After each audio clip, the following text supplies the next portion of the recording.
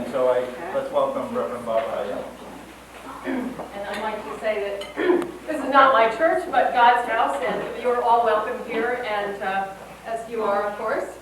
And, there was a lot of chat going on quite wonderfully, and you didn't hear this wonderful music, or probably not all of it, but there was one piece which I heard very profoundly, which is going to take a sentimental journey, and that is what you are here to do tonight, a very holy sentimental journey. It is a blessing on you, Blinky, that all of you have gathered here with him to hold up a life that has been long and blessed and holy. And so there will be much laughter in this evening and much shared memory. Know that it is a holy evening. I welcome your centering now in a holy place and holding God in this moment with you. For God created the laughter and the food and you, each of you. Thankful, God, may I ever be for all that you bestow. Thankful for the joys and sorrows, for the blessings and the blows. Thankful for the wisdom gained through hardships and adversity. Thank you for the undertones, as well for the melody. Thankful may I ever be for benefits, both great and small, and never failing gratitude for that divinest gift of all, the love of friends that I have known in times of failure and success.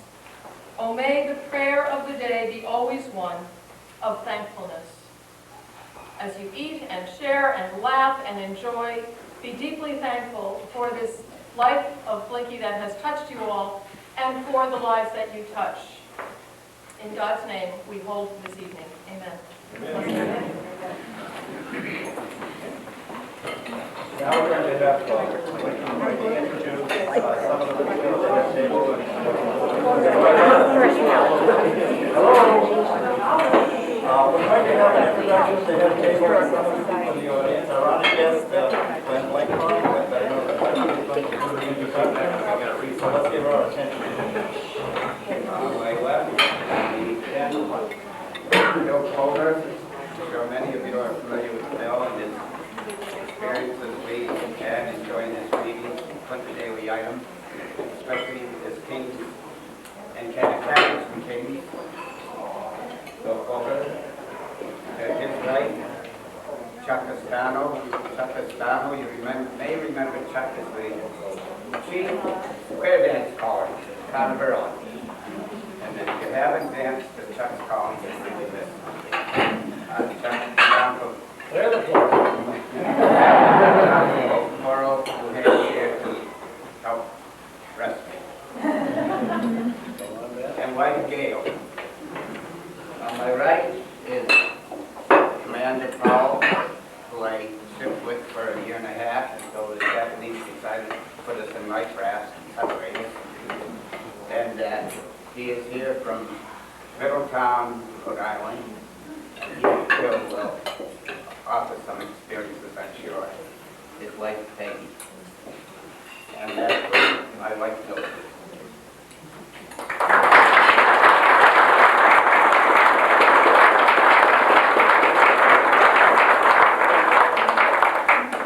Also, I'd like to extend an invite to our son Ronnie and our adopted daughter, because I don't believe in daughter-in-laws, Ronnie's wife Charlotte, and several of my nieces and nephews. Thank you for the family reunion this evening.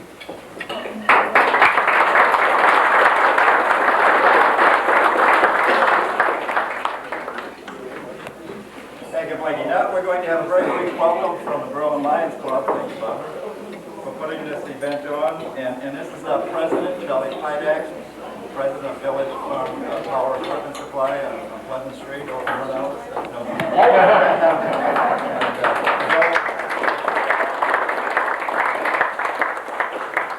I'd like to thank all of you for coming. This is one of our major events that we put on. We don't do it every year.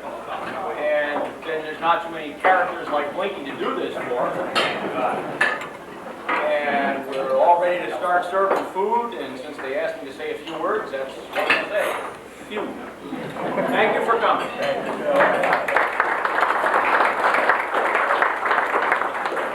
Now, the Berlin Selectmen have prepared a proclamation and in honor of Blinky on this day. And here to present that proclamation is Bill Bartlett.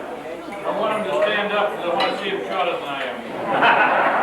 You haven't heard the end of this yet, because I later will speak also. This is from the Board of Selectmen, Berlin, Massachusetts, Proclamation.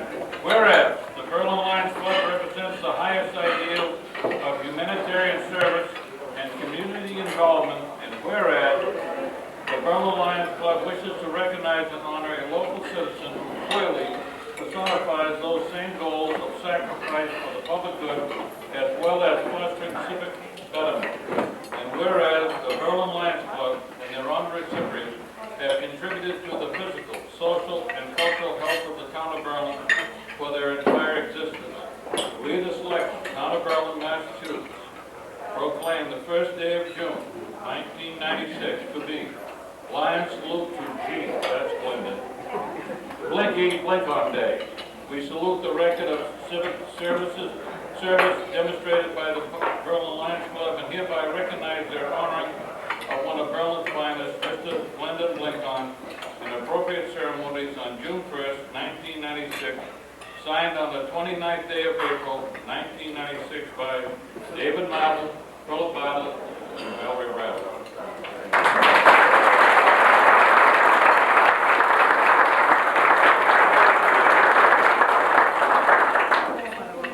I just want to announce the plans for the evening. We're going to obviously have dinner here, then we're going over to the town hall for the roast itself, because if we have people on the other side of this wall, they won't be able to hear this. So this is really just a brief introduction to the speaking program. And I've been asked to announce by Blinky, so you want to listen to this over here, that he's having a hospitality time after the roast at the New England Sports Center, which for those of you who are not from Berlin, is on Daniel Wynn Boulevard, actually in Marlborough, but near Berlin. And if you need directions, talk to somebody nearby. It's not far from here. And he's going to have everybody's welcome, right, Blinky? And he's going to have time down there, so you can have time to relax and talk amongst each other. That's the plan for the evening.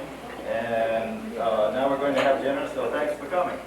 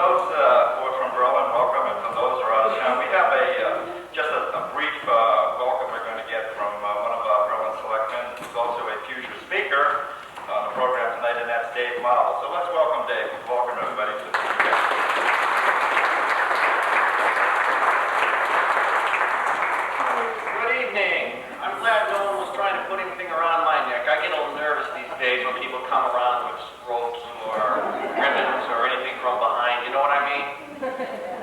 Welcome to all of you that are residents. You know how to say the name Berlin. And to those that are from out of town, it's Berlin, not Berlin.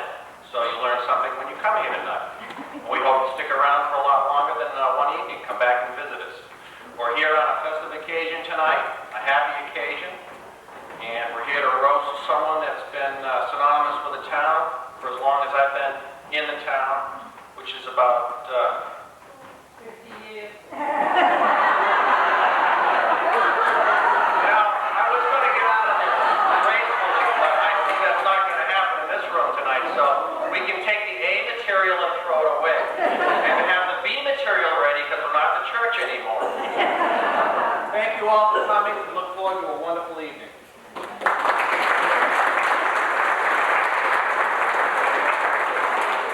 Commander Powell might say David's out of uniform. I just know that. Put on socks there. We're just going to have a quick introduction of the speakers, and of course then they'll be speaking to us in a minute here. But let's just go around the dais here. This is Phil Bartlett, of course, for Berlin Selectmen. This is Bill Coulter, who used to be with the Clinton item, daily item, no longer the daily item. Paul McKell, and okay, he walks ahead. Chuck Estado, Dave Marble, of course, and John Powell, and of course our Ronnie Gibson. So let's give them all a welcome.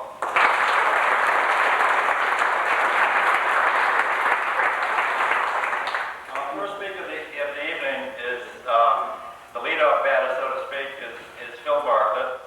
And to give a resume of his background, if we want to know, and so we just simply say currently he's on the Board of Selectmen. He's known Blinky for many, many years, and Blinky has told me they served on committees way back and so forth, playground committees and things that go way back. And Phil is also president of Senior Citizens, and well, even though not being a senior citizen, he's president of that group.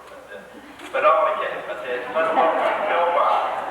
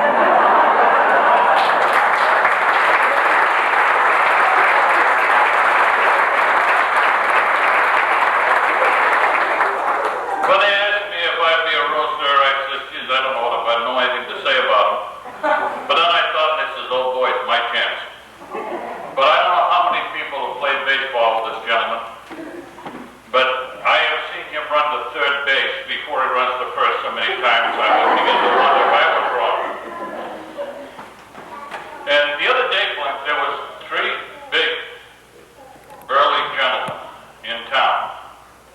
They had beards. They said they come from Alaska. And they said they met you at some barn someplace up in Alaska. Do you know anything about that, Blink? Yeah, Edie's place. Oh, okay, I just wanted to make sure. I didn't tell them where you lived, though.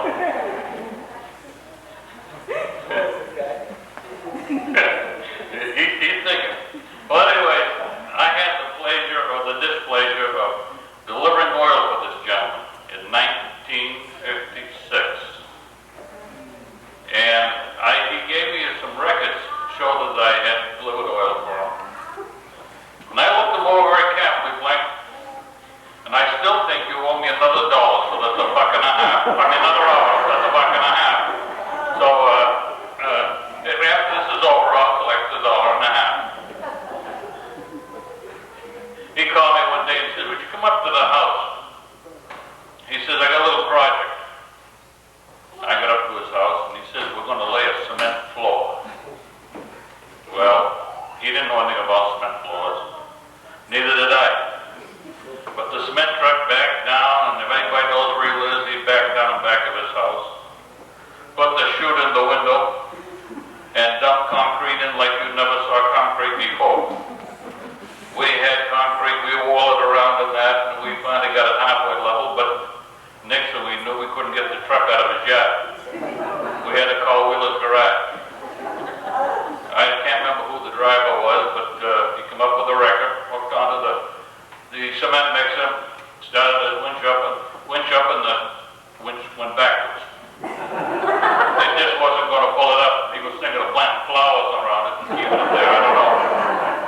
But finally, we got the truck up near a tree. We chained the truck to the tree, started the winch up, and there was the truck, a foot off the ground. Luckily, the cement truck didn't come out, and I hope your cement floor is still there. One night, he invited me out with Leo Latterverse. We went over to the Maybach, I believe it was. I was going to wear my cowboy hat out because this young fellow here, he went down to the end of the bar, and he was talking to somebody, and evidently they disagreed. He turned around and says, you want to fight, go over there and see that guy with a big hat on. Well, the best part about it was I talked my way out of it like I've never done before. And we had to go get something to eat. But when you ride with Blinky, you never know where you're going to be. So we rode, and we rode. And somewhere in Worcester we had breakfast. Because we didn't get home till 3 o'clock in the morning. And he was laughing at Leo and I, saying, you guys got to get up and go to work in the morning. So we all went home, and I had to get up, and I was going down through town at 8 o'clock in the morning. That's when I worked for the state. I was early. There was Blinky's oil truck. Thank God. Somebody ran out of oil at 5 o'clock in the morning in the evening. Then I was talking with a friend of Blink's, and it seems he had a car of some kind. I don't know what kind it was. But every time they wanted to go to Hudson, if you wanted to ride with him, you had to buy a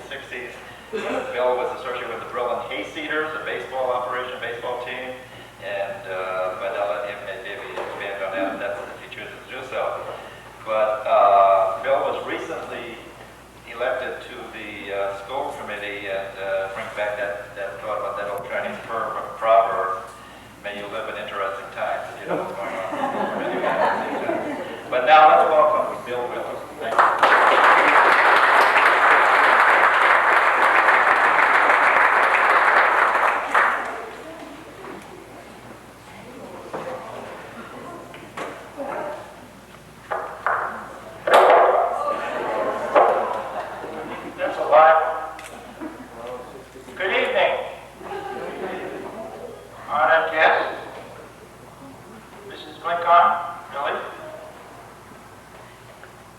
Ladies and gentlemen.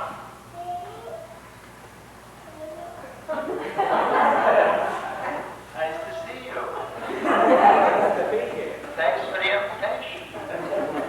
Last Monday you heard somebody say, 7 years ago our fathers brought forth on this continent a new nation, conceived in liberty, and dedicated to the proposition that all men are created equal. Tonight it's a little different. We start tonight by saying, 15 years ago, Blinky's mother and father brought forth on this continent a new person, conceived in the middle of the night, but nevertheless dedicated to the proposition that he would be equal. I want to divide this into 3 parts. First, we'll take the physical aspects.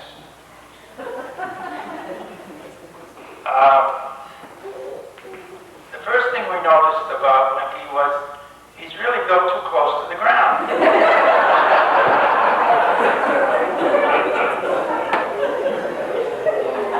He's not only not tall enough, he's really too short.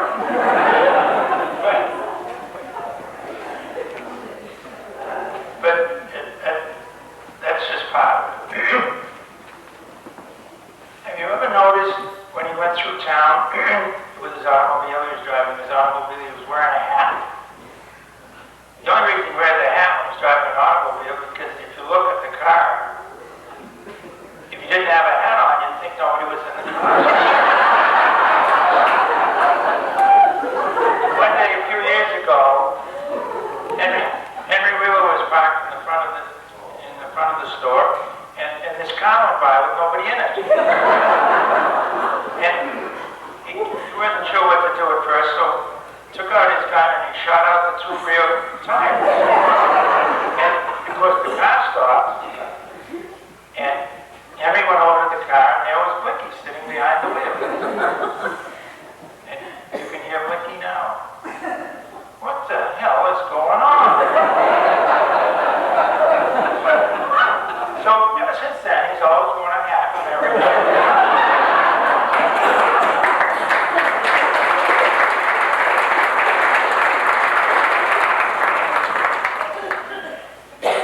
Let's move on to the second part, personalities. We know that Blinky is funny. We just look at him. He's funny to look at. He's funny to talk to. He's funny to be with. Even Millie thinks he's funny. My error. But he does have a wonderful sense of humor. And which reminds me, he and I go back a long way, much longer than most of the rest of you. I remember back before World War II, and I hope we've learned something about that before the evening's over, but before World War II, he was ahead of me in everything. He was ahead of me in school. He was better at hockey. He was better at baseball. And he was extremely better with girls. And one day, one of his friends came up to him and said, you know, the other night, I got home early. And my wife said, you're home early, why don't you go up and take a shower? And the next thing I know, she's in the shower with me. And I thought that was very strange. And Blinky said, strange? That doesn't sound strange to me. She's always does that when I stop.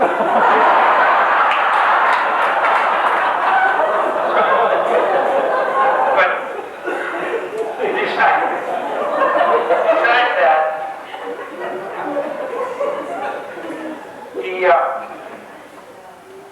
one of the things I remember about him and also his sister when I was quite young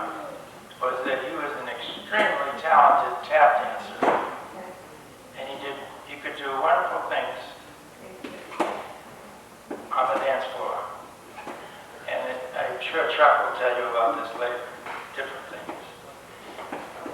The other thing that he was very well adapted to was he was an end man in minstrel shows. And one night, he had a bucket of confetti that was to be thrown into the audience. And of course, everybody knew that it was water, but it wasn't. You know, the end man made it look like water, but when he threw it, it would be confetti. But when he threw it, it was water.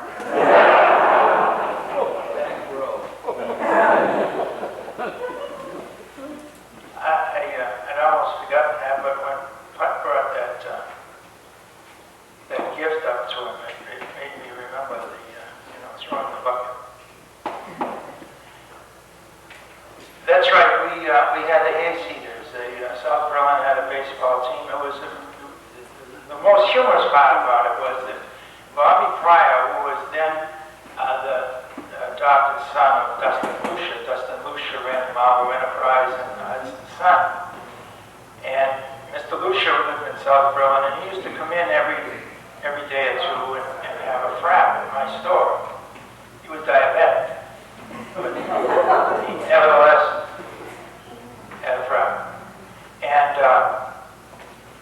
so he would print all these glowing reports about the hayseeders in his papers. And we were getting calls from all over the place from other teams that wanted to play us. And we'd have to keep saying, we're sorry, but we're booked that night. Because it was, we barely had 9 people. But we did have some good times. One time, I remember we were playing baseball down at the Berlin field. And for some reason or other, they let me get up to bat. And I could hit, but I couldn't feel. They wouldn't let me out. I hit the ball over David Ager's head in right field. And so I ran to first base, and when I got there, Blinky was there, saying, come on, go to second. And I got to second, and Blinky was there, saying, come on, go to third. And when I got to third, Blinky was there. And he said, don't go any further, you're going to drop dead if you take another step.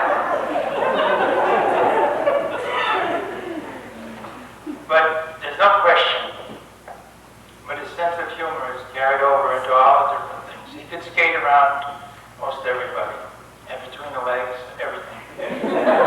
And baseball, he was excellent. And golf, he was very good. Did you ever see him play golf? He has a club. He stands this high. His club is this high. And there's these two round things at the tee, one here and one here, and you know that you're supposed to drive between them. And he tees the ball up over here, and he's standing way over here. Most people, when they hit a golf club, they're standing fairly erect. They bend their knees. He doesn't bend his knees. He's stretching way out. But he hits it. And one of the things he did was start with Twilight League, or help start it. It was every Tuesday night, and they asked me to join them. They were very sharp people. They asked me to join, and one night I was playing with Glenn. That's his name, Glenn. And I was playing with Glenn, and I think it was the second or the third hole. The water hole. Sixth? Oh, well. So I missed a few holes. On the 6th hole, you're supposed to drive over the water. And I drove, of course, and it didn't quite make it. And again, and it didn't quite make it. And again, it didn't quite make it. Finally, Blinky gave me one of his balls, and I lost 3 or 4 of his balls. And I've always felt guilty about that. So tonight, Blinky, I want to give you some replacements.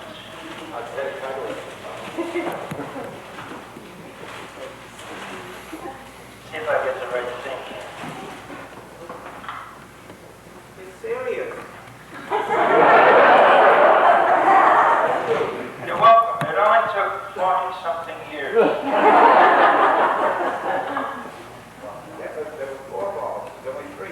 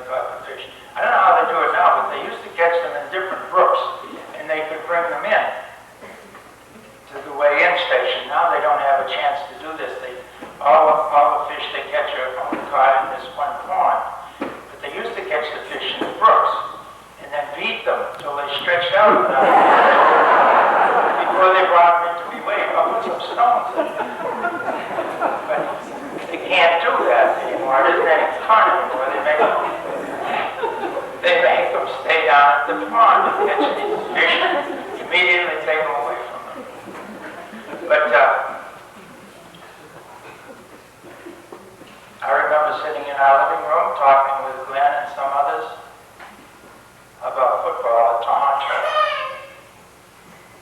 He was instrumental in that. Unfortunately, population dropped and we couldn't continue. He was instrumental for many years and still is with the Board of Trade. Several years he single-handedly held it together. He was instrumental, or else actually the founding father, and I think we'll hear more about that, at least, of the transfer station in town. And of course, as you know, most recently the cable business. So he's made a lot of things possible to us. And I noticed on the back of your program it mentioned that. And I remember years ago when Jack Kennedy said it. People say, why? But I don't. I ask, why not? And this is what Glenn has always done. And he typifies that sort of individual who contributes to the town in so many ways that none of us notice it. So we come back to the question. Dedicated to the proposition that all men are created equal. And the answer is, Glenn, you certainly are equal, and a great deal more.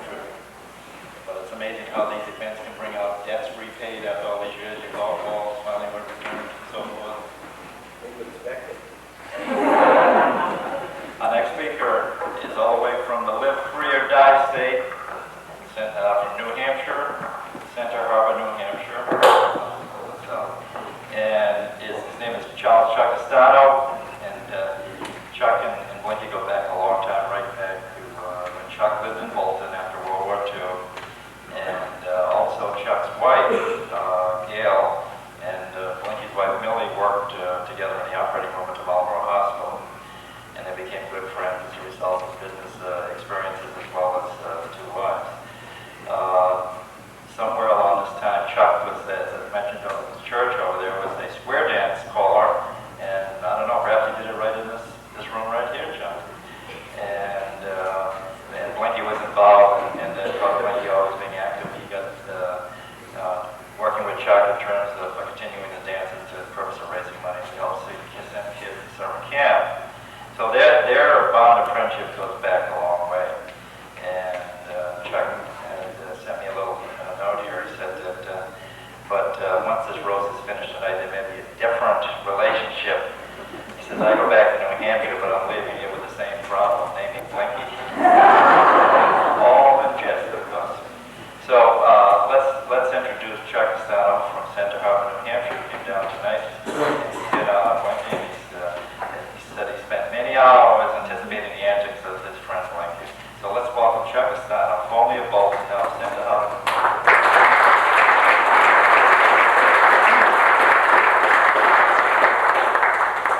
All right, up now, square dance here.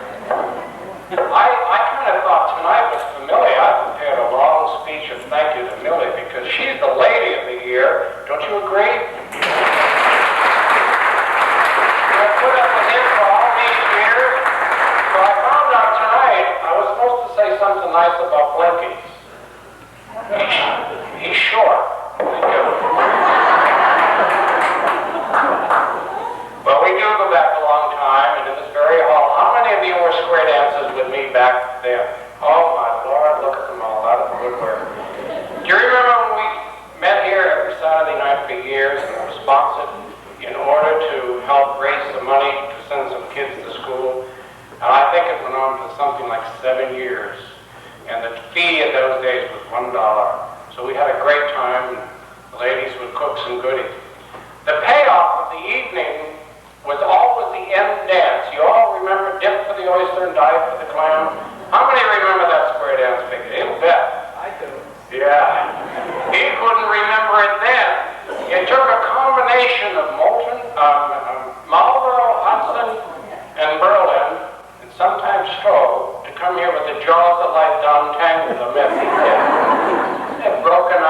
EMT. They finally called me at home in Bolton and said, Chuck, for crying out, would you let us know if you can try to do that number? Because we want to stand outside the door. He was so bad. He was terrible. He was awful. I mean, he never remembered. He'd say, what was it, dip for good or dive for the clamp? Dip for good, dip for the good. He was terrible, wasn't he? Do you remember that? How many remember him being that bad? They all do. Connie, Joe, all of them. Sure, I see friends I haven't seen for many years. Forgive me if I don't remember your names. So for all these 75 years, he's been with us. He's been through something like 27 presidents, 6 wars, Depression, World War II, of course. Can you picture him, this little guy in a little white sailor suit, sitting on a pony maybe, but I'm sure. One day we were sitting around, all old soldiers, Larry and a bunch of us, all talking about the Great War, the one we'd won alone. And Blinky was telling me, he says, well, there we were out in the South Pacific, he says, and there was 4 Japanese carriers over here, 16 battleships over here, and oh, geez, the submarines over there were terrible. I spoke up and I said, no, Blinky, that isn't the case at all. I said there was 1 carrier on fire, there was 1 destroyer lumping around, couldn't even fire a gun, and those submarines, they were porpoises. He said, don't tell me. I said, Blinky, I was there. He said, damn it, another good war story ruined by an eyewitness. I can remember during the Civil War Centennial, 59 to 60, we were involved heavily in that, and we were some of the organizers of the first reenactments. So on the anniversary, at the same time I was doing square dancing, so I was very active in my own day. But I can remember one night we were planning a big square dance over in my field. Do you remember that, Joe, Connie? And we were all getting warmed up for this big square dance. It was going to be taking place outside, and suddenly somebody heard a cannon shot, fire weapon shot. And somebody said, there's a kid with a gun up in the woods. He's got a sailor uniform on. And lo and behold, Cox's army didn't come out of the woods firing guns at us. And they came down out of the woods. It was Larry and you and Frank and Squash Bop and a whole bunch of other fellows, all dressed up in these uniforms, which had shrunk long before they tried to put them on. You know, you put those uniforms in stores, they all shrink, you know that. What's throwing that out? Yeah, okay. So here, but this kid, not this kid, some kid in a sailor uniform shooting a gun at him. So they invaded Bolton that night, and they had every conceivable uniform you can imagine. He had schemes of all kinds. He was always scheming against somebody. So one night he called me, he said, Chuck, I've got a scheme that's going to have fun with this one. I said, what are you up to now, Blenkhorn? He said, we're going to form a town dump in front of Joe and Connie's house. I said, what do you plan to do? He said, we're going to get a sign, and you bring all your garbage and rubbish, we're going to put it in front of you. You called the wrong guy. Guess where the town dump ended up? In Blinky's front yard. So he wasn't fool enough to do that. He was a lot of fun in those days. The town dump is over that area of town if you want it. And all of us, how many of you remember the Waltzing Matilda? Wasn't that quite a ship? You bet it was. Well, he started up at our place at Lake Winnipesaukee for several years, and we had a lot of fun with it. And Joe and Connie, you know, went on a trip to Lake Champlain with them up there. It was quite an adventure. They took the whole length of the, up north there. But it had no safety features. There was no horns. So I made a panel board of safety factors, telephone, the whole business, and I installed it in the ship. But he wouldn't even buy a goddamn D battery to run it. It would run at all. But it looked good, and they sailed a lot more secure in those days about that. So we had a lot of fun in those days.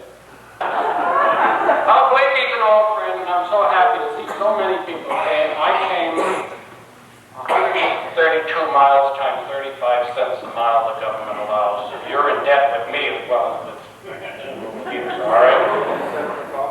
No, I don't know. Anybody that hits the ball and then chases is good. But I'm so happy everybody came to honor Blinky. It's been my pleasure. He been my dear friend. Millie has been our dearest friend. Gloria and John Rogers, dear friends, go back to those days when we were here having fun, and it was a wonderful time. We had a great time here for years and years and years. Everybody came from all over to come to the Square Dance because every night was beginner's night. Remember, we never chased people away. Taught them and coached them and had a lot of fun and raised the money for this camp. So was that when you bought the new golf balls? But Gloria and John Rogers are here. My wife Gail came down with me, and it's 32 miles, 35 miles. But thank you all, and thanks to our wonderful, inspiring friends. But without them, I might have gone to jail.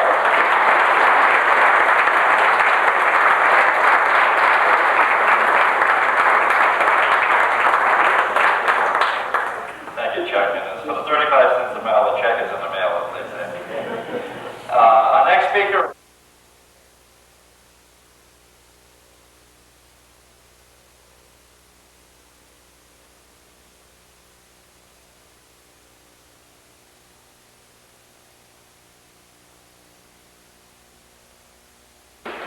We're on our way to Midway Island from Pearl Harbor to deliver a bunch of P-40s to Midway Island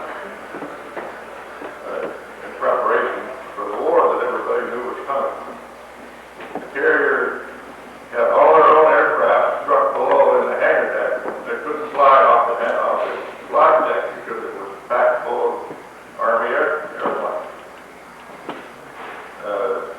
They were going to go up, offload these airplanes on barges, barge them into Midway, and then they'd be able to fly their own aircraft.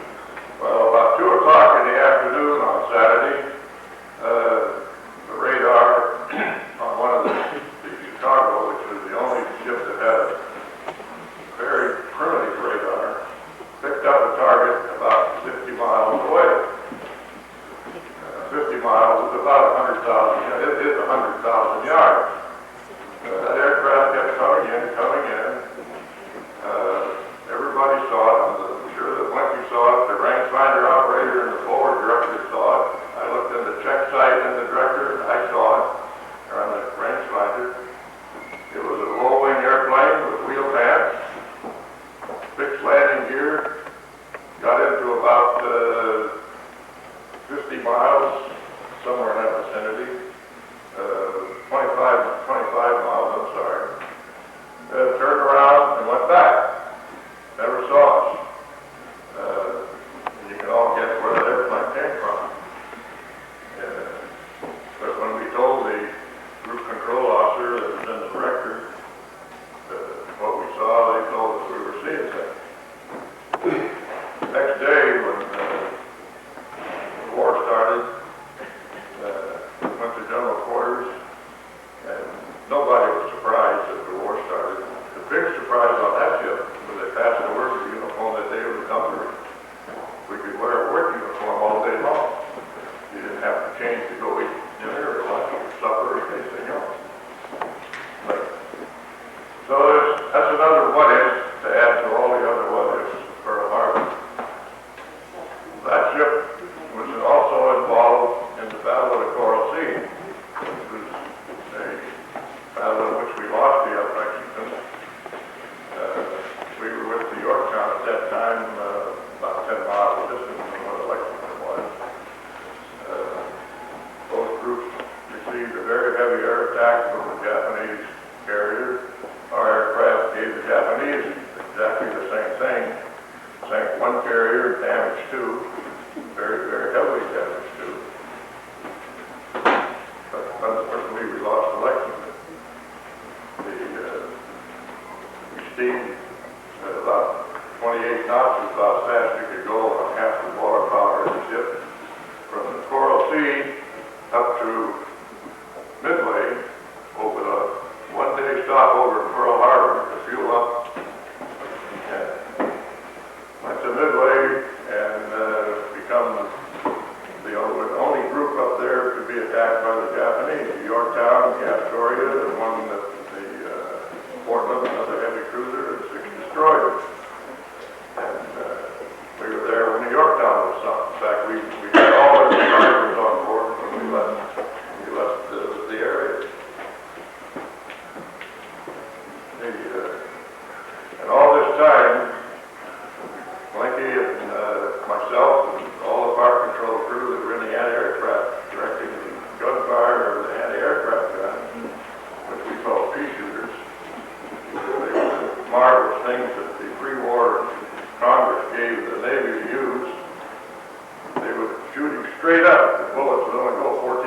feet in the air.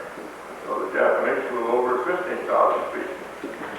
No problem. They knew exactly how high those guns would shoot.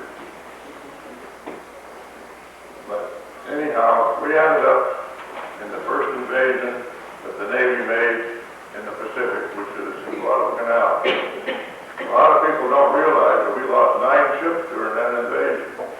And an awful lot of people, more than we lost in Pearl Harbor. It was a Friday night. I called Blinky's boss in the director this afternoon and asked him, what did Blinky do during those battles at Savo Island? He said, well, he looked through the rangefinder like he was supposed to do. Kept the Rangers coming. We kept on target. We did our job until we started getting hit. Blinky says, the lights are out.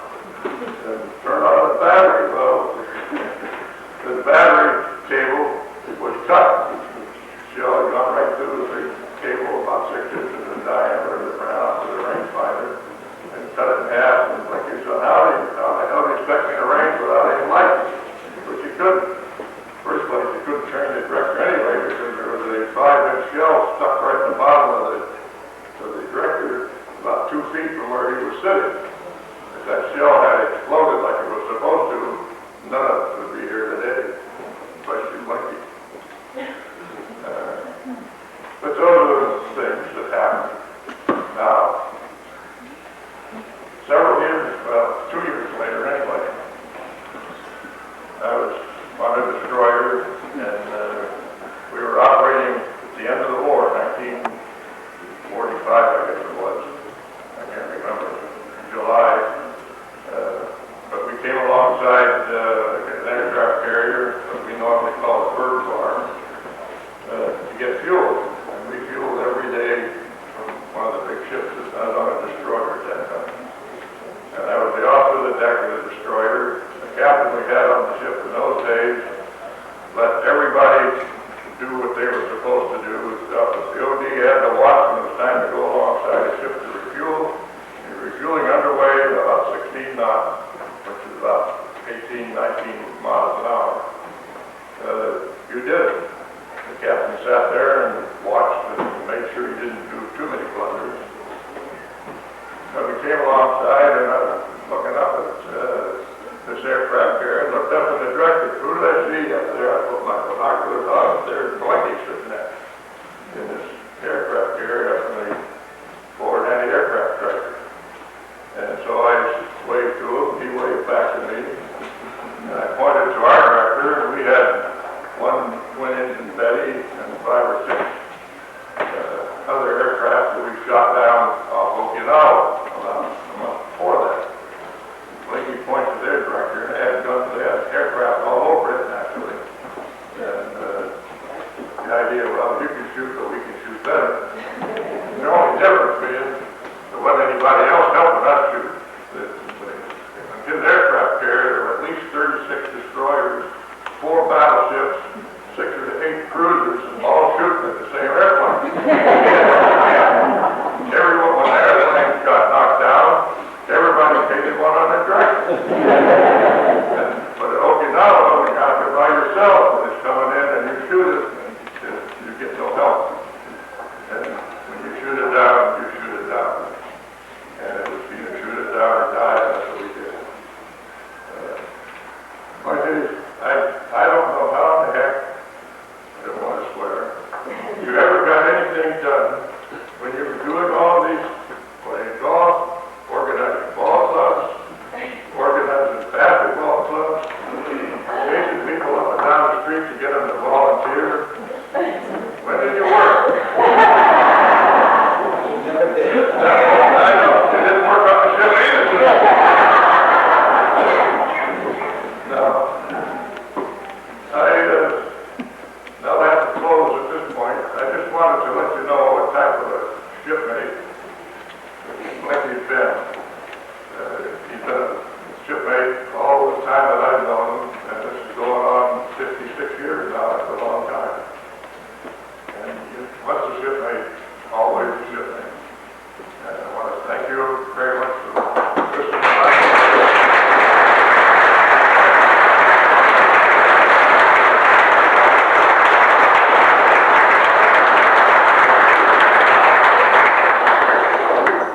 Thank you, Commander Powell. In the Navy, when they say shipmate, it means more than a friend. It just means somebody you can trust and will be there when the times get tough. It's friend and someone you can rely on. Next speaker is Dave Marple, who spoke to us earlier. And Dave is going to give us some of his reminiscences, his experiences with Blinky. And I just happened to talk to Blinky recently about how he knew Dave, and he mentioned that he used to help Dave get to school. And maybe he was a little late for school at times, but he did say Dave was a model student. And, in fact, he was one of the main people seeking to lengthen the school year, I understand. But in any event, let's welcome Dave Powell.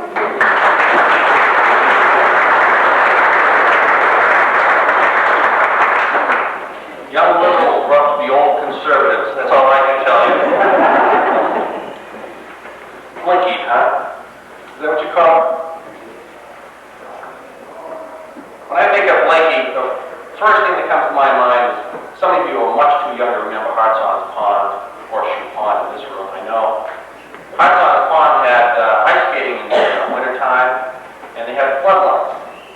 Well, the one end of the pond, it was dark. The other end of the pond, it was light. Well, I had to get figure skates because at the dark end of the pond, you had to jump over stones. Now, I don't know why I was at the dark end of the pond most of the time, but, I figured the figure skates would get me around those stones a lot better than hockey skates.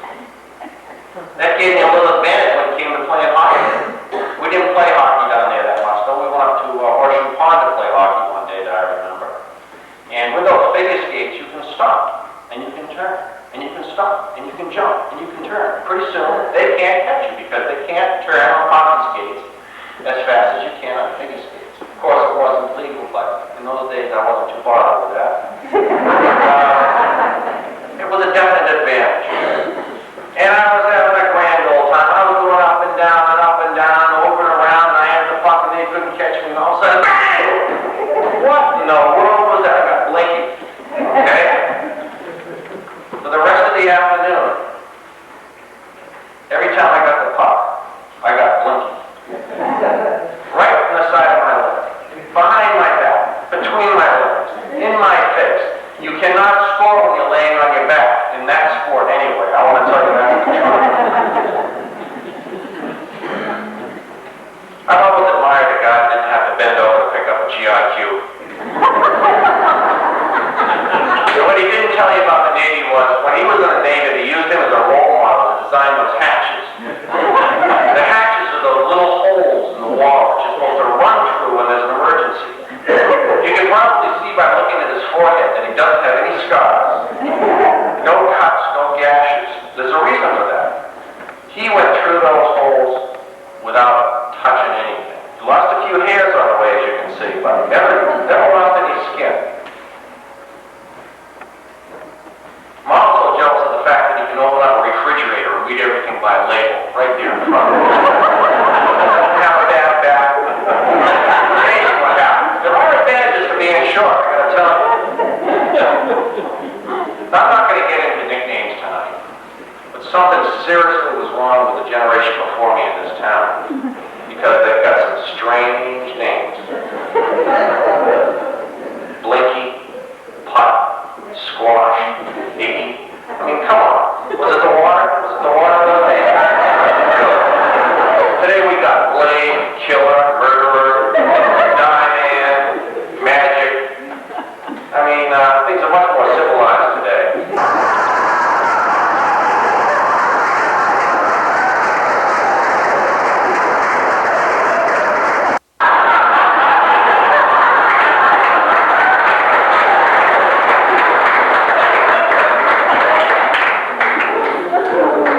I love this newspaper article. Matilda, I'm sure you were very happy to read this too. You've got to get the first shot. That's being Blinky. You got to get the first shot. That's what I learned on that skating rink that day. That's what I learned on the pond. That's what being Blinky did. Use the size to your advantage. Bang, bang, bang. Knock them down. They can't compete that way. I didn't realize he was such a good skater until Bill Wheeler told me a little bit earlier.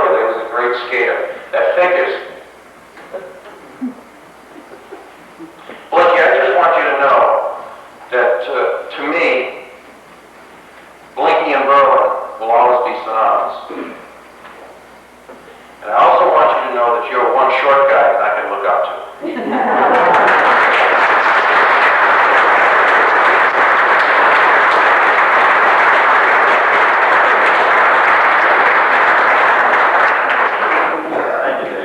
Next speaker, and our last speaker for the evening, is Bill Coulter. And Bill was a resident of Berlin for nearly 15 years in his past. And Bill says he claims he knows our guest of honor too well, fears he might so embarrass him tonight that friendship might be fractured forever. I don't think so. Most of his life, Bill was spent in the news gathering, editing, and publishing business. He was a reporter with the Quincy Patriot Ledger. He was later editor and then publisher of the Clinton Daily Item, no longer Daily as we said. He's also has been a columnist for the Telegram and Gazette, and he's also, for the last 7 years, been a teacher of journalism at Northeastern University of Boston. But he's probably best known for his column, Cabbages and King, which ran for almost 30 years and has won many journalistic awards in the publishing community.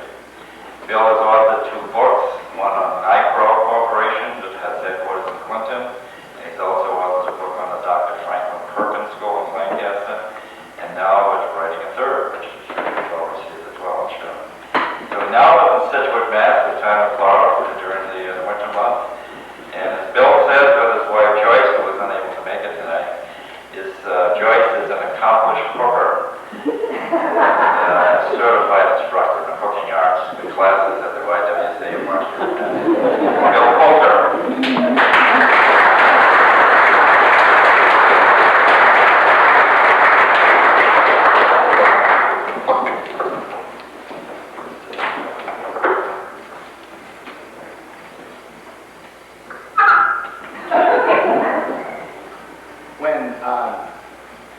When Jerry asked me to say a few words tonight about Blenkhorn, I did not hear him correctly the first time.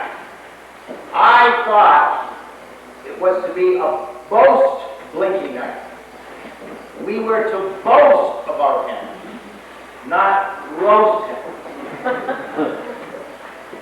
So I started around and I searched through my files to find anything I could find to boast about Blenkhorn. Now I've known him for many years. How I came up with that. So you can imagine how pleased I was to find out that Jerry said roast at this special occasion. I will attempt to take you on a brief journey through this man's life. And rather than roast him, I will expose him for the real person he is. Now, Blenkhorn has had a frustrating life. Everything he has tried has been frustrating for him. And frankly, he has flopped on all. He's been called Blinky since birth. Now, Blinky began to love golf at an early age. At school, he thought 4 was a golfing term meaning get out of the way, and not the number which follows 3. He also developed an interest in tennis because he was fascinated when he learned that tennis was the only game where love means nothing. So I digress. When Blinky was 8 years old, his father took him to a studio for violin lessons. By the time he arrived, Blinky's bladder was bursting, and to his horror, he discovered the toilet was out of order. And so he went into a dance, sort of a juvenile soft shoe. He danced and he jiggled and he danced some more. And this launched him into his tap dancing career. And as a teenager, he tap danced his way throughout. In 1940, Blinky and his 2 pals, Arthur Pierce and Billy Sherman, got drunk. They raised Mary Ned and ended up passed out in the rear of Percy Caldwell's loving it. For the Senate, the judge said 8 years probation or join the Navy. The rest is history. Now, most of you know that I've been involved in the communications business for years, and part of my years was involved in writing a column for the Telegram Gazette.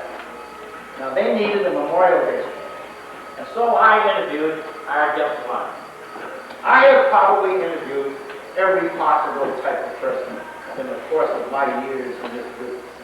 Many people just won't talk. I have to literally yank the information out of them. Blinky, Blenkhorn was a piece of cake. He wouldn't stop us. He gave me enough stuff to write poems for 5 more days. The United States Navy has never quite been the same since Blinky left. He was so out of control, they promoted him to the rank of fire controlman, first class, on the U.S. heavy cruiser Victoria.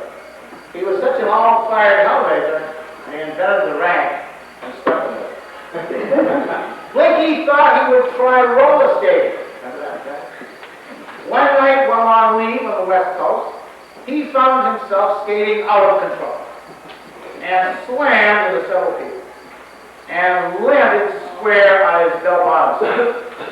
One nice young girl who had been knocked down came over and helped Blinky to his feet.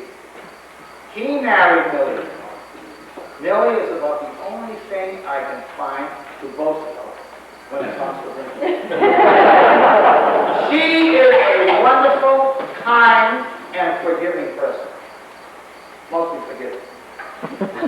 When Blinky returned from the service, he didn't know what to do. He was watching his favorite TV show, Beverly Hillbillies, one night. Now, the Hillbillies got rich, as you remember, when oil began squirting from their backyard. So, Blinky decided he could get rich, too. So he started Blinky's Oil Service. It's an honor for me to be invited here tonight to share this occasion. Joyce and I, well, Joyce is not with me tonight. She's fine. She's taking the weekend off. But I'm delighted to see so many of my dear friends from our many years living in this great town. I have known Blinky Blenkhorn for nearly 40 years. We played tennis in the Bubble in Shirley, at Electric Hills in Lancaster, at the Racket Club in Marlborough. We played tennis with Joe Denise, Dan Plaskett, is Dan's guest, at his house every Thursday night in the summertime. I have talked and debated with him after hot and sweaty bouts on the court, and discussed and solved practically all the problems of the world over gallons of gold and brew. I have sung in countless choruses with him from the days of the girls of the Centennial to the present, as we took part in so many shows in this town hall under the baton of our beloved director, Bartlett. Now, I know that many of you here tonight have also known this individual for many years. And so I apologize to you for having to rip the mask from his face and expose to all the world to see what the real Blinky Blenkhorn is like. Thank you.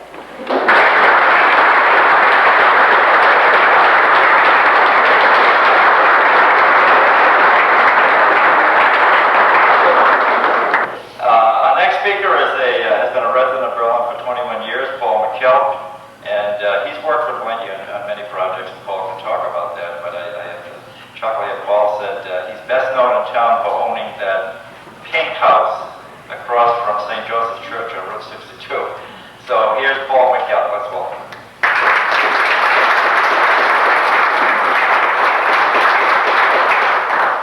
Good evening. I'm quite honored to be a participant here, particularly considering I'm the junior most member of the Roasters group, excepting David, of course. I'm still his junior too. But, several months ago when I was contacted about this evening and invited to participate, the first thought I had was how appropriate to both roast and recognize Blinky Blenkhorn. I personally would prefer from roasting Blinky because I don't think some of my stories would quite compare with other members up here. And I was also somewhat intimidated because I thought we were going to be over at the church, so that really closed that began in the very early days of Toronto, when the communities of Berlin and Boylston got together and melded their children together under one roof. Coming from Boylston originally, I made a lot of new friends from Berlin. And I had the privilege of being a classmate of one of the Blenkhorn boys and a teammate of all of them at one point or another. My privilege was in sharing a competitive drive, which I'm sure was greatly instilled by their father. And for me, a further privilege was the experience of sharing a very enthusiastic and friendly and supportive Mr. Blenkhorn at that time. Blinky supported us as strongly in our losses as he did in our victories. And I personally considered him to be the ringleader of our considerable vocal support in the basketball games. As a high school teenager, I was able to experience the friendliness and support of Mr. and Mrs. Blenkhorn, but I really didn't fully appreciate, let alone understand, that my schoolmate's father had an oil business, a weird boat of some kind, and a host of other pursuits in his life that I had yet to come to understand. 8 years after high school, I moved into Berlin. No longer a high school adolescent, I was now a taxpayer and a peer, and Mr. Blenkhorn became Blinky. Shortly after moving to Berlin, I felt that as a member of the community, I should put some energy and ability back into the town, and did so, serving both on the Board of Health and the Conservation Committee. Upon completing what I thought was a respectable duty, I retired from committeedom to pursue my own personal life. Then one day the phone rang, and it was Blinky. Before I knew what happened, I was on another committee, and basically it hasn't stopped. Some 16 years later, I offer this following analogy, and it specifically relates to my experience with Blinky. Some people, like professional athletes, have agents who call them up, let them know who they're going to be playing for, when they're going to be playing, the length of their contract, how much they're going to be making, and so forth. Then there are people like myself who don't have an agent, but we have a Blinky. He calls, tells you you have just volunteered for committee, that you will receive no pay, put in many hours, will have to cover some of your own expenses out of pockets, and come up against a certain amount of public resistance. Such a deal. Yet the way Blinky presents it, when you hang up, you're raring to get started. It's just then that I realized that I've been Blinky. Some people might refer to it as having been really sold or suckered, but coming from Blinky, it involves much more. I'd like to share what I experienced in the process of being Blinky, as I call it, and the process that really grasps and holds many attributes that I think are truly unique to Blinky, and what he brings to the party. This is, I'm sure, only a partial list, but they're the ones that I most frequently think about and consider. A perspective of why not. Someone touched upon that earlier. Just a passionate pursuit in whatever he is doing. A relentless can-do attitude. Humor, and a great sense of seriousness when needed. A very subtle persistence, and a not so subtle persistence. Strong sense of commitment. He also has the ability to be opinionated and open-minded at the same time. On many occasions on various committees, he and I would disagree, but he would listen, and that is something that I find is increasingly rare. He's unafraid to change his mind if the facts warrant. There's no such thing as asking too many questions with Blinky. And he's mission invested, not ego invested. His objective is to just get the job done. Lastly, and perhaps most significant, is Blinky's follow-through. Like a ship's engineer who is responsible for getting the steam up the voyage, keeping it up during voyage, and then shutting it down, properly maintained until the next voyage. Blinky will get a project going, make sure it continues through completion, and then he does what most of us do not. He hangs around participating in one fashion or another, watching, monitoring, well after the fact, to make sure that the job is truly done and that people are keeping their word. This kind of approach doesn't grab the headlines, but without it, there wouldn't be any headlines. Without Blinky's efforts to the town of Berlin and its people, we would surely have much less.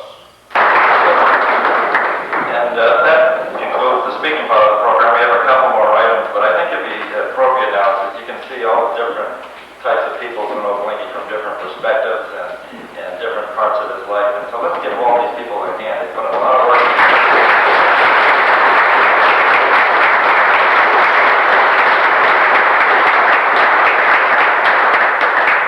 Some people we want to just thank also, and we have Bill Hart in the back there. He's giving up this evening, and he's taping all this so that Blinky will have a tape record of it. And Karen Bartlett, who's been taking photographs, goes over the church and so forth. The sound system, as I mentioned earlier, is from Dick Sawyer Sella. And please look at your program. And all of the advertisers in there have really made contributions to this program. So if you have the opportunity to frequent their businesses. So let's all give these people a hand as well.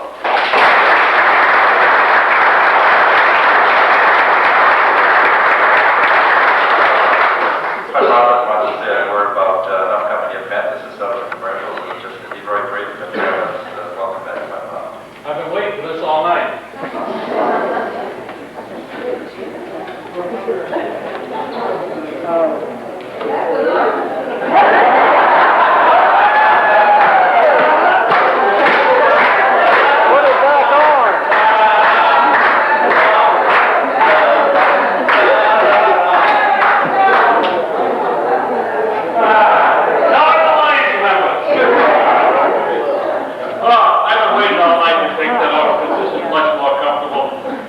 Don't forget, June 15th, Old Home Day. Come on down, have a good time. And Blake, I'm glad I was here.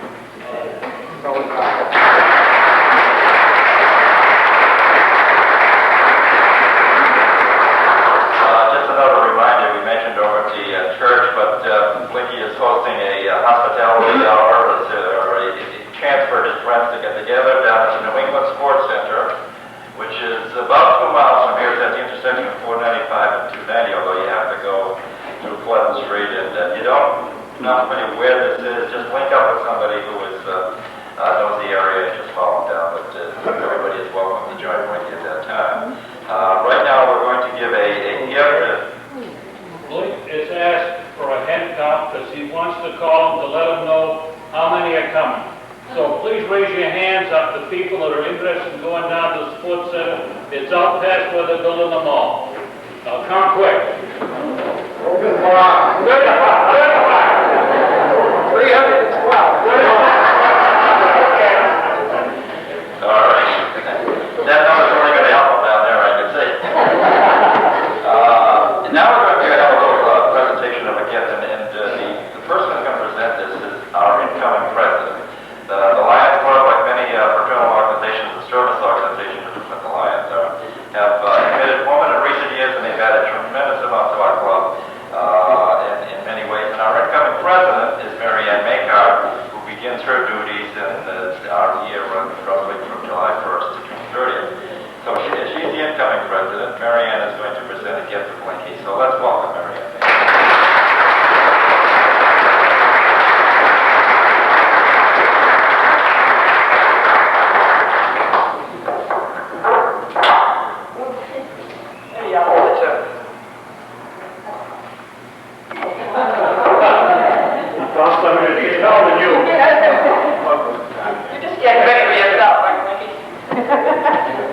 Thank you very much. We are very proud from the Berlin Lions to be able to honor a very special citizen of Berlin tonight.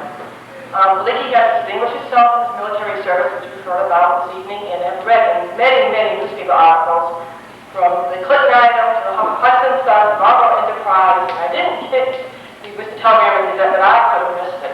It's been everywhere, especially with that price, $12 each, 2 for $25. We're famous. We are also very proud of having Blinky here as a citizen of Berlin. He has done so much for our community. And it's very special for us to be able to toast him for all of his efforts that he has done in his life here in Berlin. But I especially want to thank him, as do all the other Lions members, for Blinky allowing us to roast him. Because not all the roasters here, and all of you people to come to this event this evening, then it is a fundraiser event for us, so that we can do the many things that we do within our community and for eye research all over the world. So we thank you very much for coming. Blinky, as a gift for gracing us with your presence and your humor and everything you've done for us and for the community, here's a gift for you. Thank you.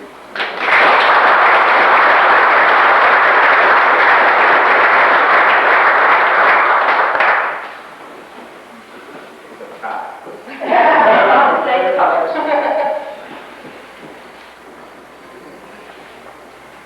I'm saving the wrapper.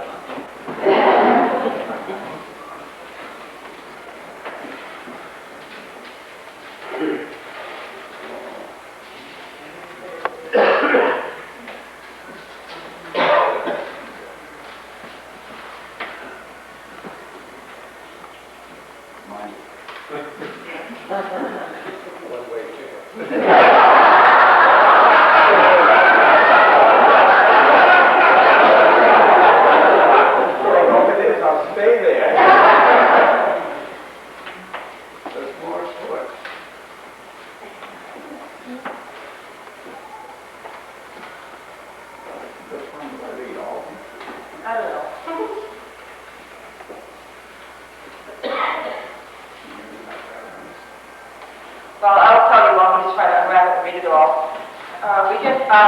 Blinky and his wife, Millie, have a weekend getaway at the Colonial Bed and Breakfast in Dodger, plus 18 holes of golf. So you can enjoy the weekend.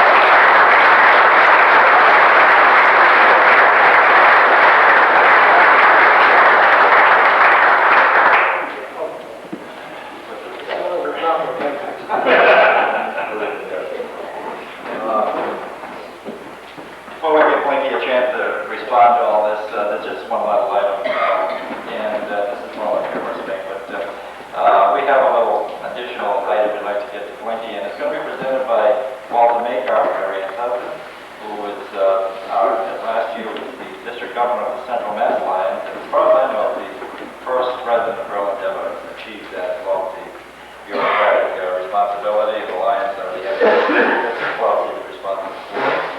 So let's welcome Waltzing Matilda.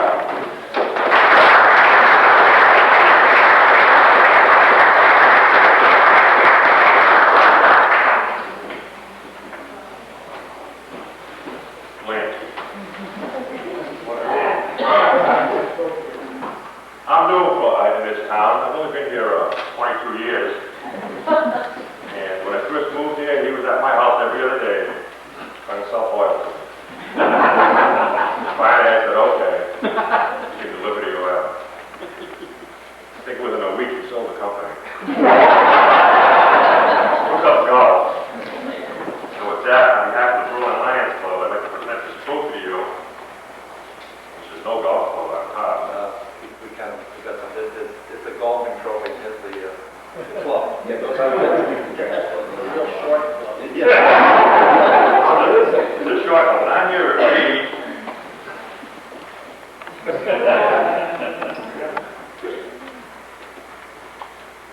Blinky. He just broke par, was proud as he could be. Of course, he did it from the ladies' tee. 1996.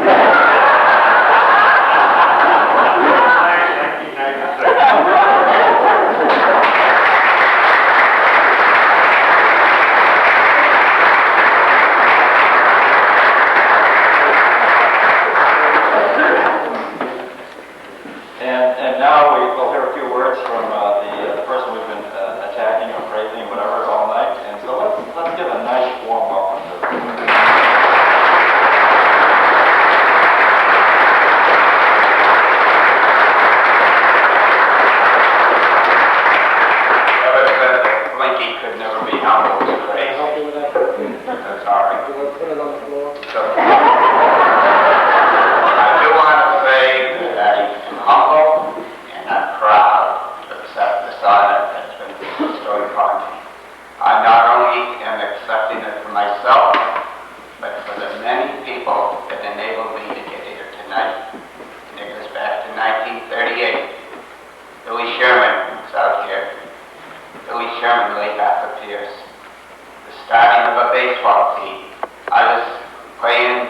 Industrial League in Hudson, and there was a combination of pitcher and catcher from Berlin that played in the league down there, and nobody could touch him. One was Bertie Wheeler, who had been playing with the Boston Red Sox. Both Stones catcher. There's no team around to match them. I couldn't wait to get to Berlin and to be on a ball team up there with them and play with them. In 1938, my family moved here. When I got there, I found out that they didn't have a ball team in here. That's why they were playing down in Hudson. We built a ball team. We found a lot of good athletes around, college graduates. We found fellows that were in P. Bartlett and in the Panama Canal League. Fellows that had been up with the Braves and with the Red Sox. We were able to put a team on the field that surprised many a big team that come into the little town of Berlin. We formed a league, 18 league. We called it the Central Massachusetts League. 38, 39, and 40. That's livelihood. After the after the baseball was over in September, the three of us joined the Navy. Signed up for 6 years, put in a 6-year hitch. We didn't expect to be in the war when we signed up. Well, 6 years later, after the three of us had won the war, we returned to Berlin. I'm sorry, we did have some help. From there was a playground committee. Bartlett, the late Herbert Wheeler, the late Roger Marion Wheeler, the building of a Little League field down in the corner of Jones Road in South Street. We started Little League. We didn't have common to build the field in. We had a bag for a steel piece of land for the kids. That Little League program is still continued today. We put lights up in hot zones for night skating. When it snowed, we had 2 clouds. One was a tractor, which was a prop, and the other was one pushed by hand. I knew then the public would want to be selected because he rode the tractor. And I want to tell you something. I was going to bring it, but I talked to Mr. Fashion about this. I was going to bring my plow down because, believe it or not, a week ago I found it in the corner of my cellar. For 44 years it's been down there. I'll never make 44 more years for a plow. I'll give it to you and you try to keep it for 4. From there we went on. Bill Frank, who tonight is in New York State. He is at the U.S. Military Academy at West Point, and a proud grandfather watching his grandson graduate. That's the only reason Bill is in here tonight. Along with Bill, there was Warrenfield, Punky Sawyer, the late Warrenfield and the late Punky Sawyer. We started the Tuesday night Twilight Golf League. That was something like 38 years ago. We've been playing golf ever since. Tuesday night, and I will be back up there. Eric and made it this year. Yeah, I'm sorry. And David Mountain, right?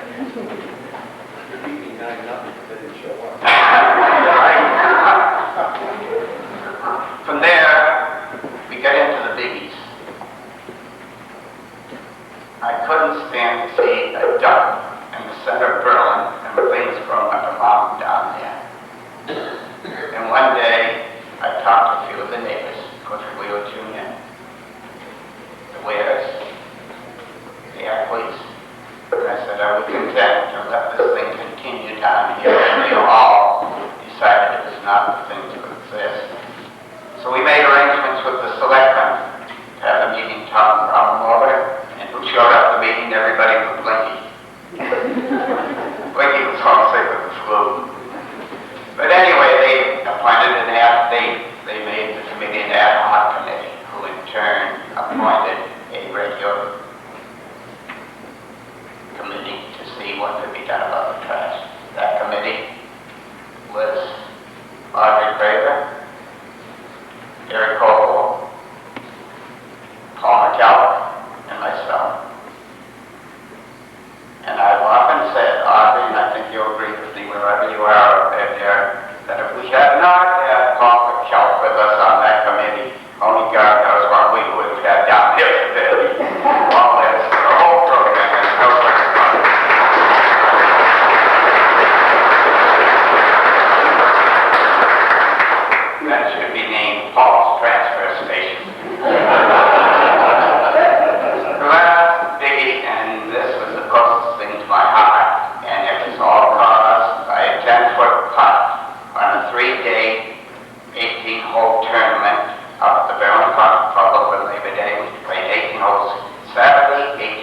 Sunday, we were on 18 holes. Monday, and we were on the 17th hole, and all we needed to do was win one hole to be the winners. And I gotta tell you, John Aspinall sunk the longest 10-foot putt I ever seen in my life. He was like victory because of that putt, John. We've got cable TV today.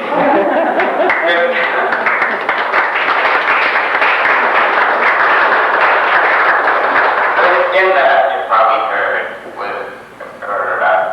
the price of tickets to the Boston Celtics basketball game.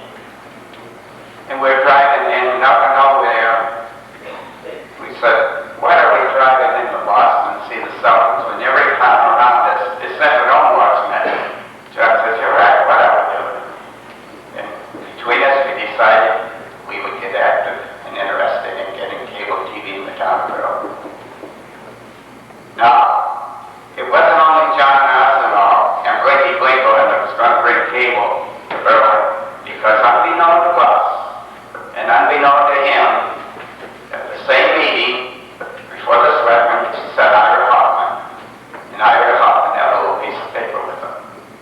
And John and I had been working silently 6 months, because to have cable TV, you must spend 6 months preliminary preparation to present the program to the town of the selectmen who were issuing authorities. The selectmen said, what are you guys here for? You know, we knew what we were here for. We didn't know what I was here for. Ira didn't know what we were here for. He knew what he was there for. Well, that one. Ira had a simple slip. And he had petitioned Eleanor, and he had about 6 or 7 signatures. They want cable TV. And then Charlie and I worked for 6 months. We're going to get to the point where I got overnight. So in this hall brought both programs, and that night, because of the 6-month preliminary work, they went along with us. I was setting me down just about what you are tonight's trying. And I went by Ira, and I says, Ira, we're going to have TV. Are you on that committee? He says, I sure am. That committee was Ira, was John, Eileen Baird. Did I miss anybody? That was it. Paul McKell, right.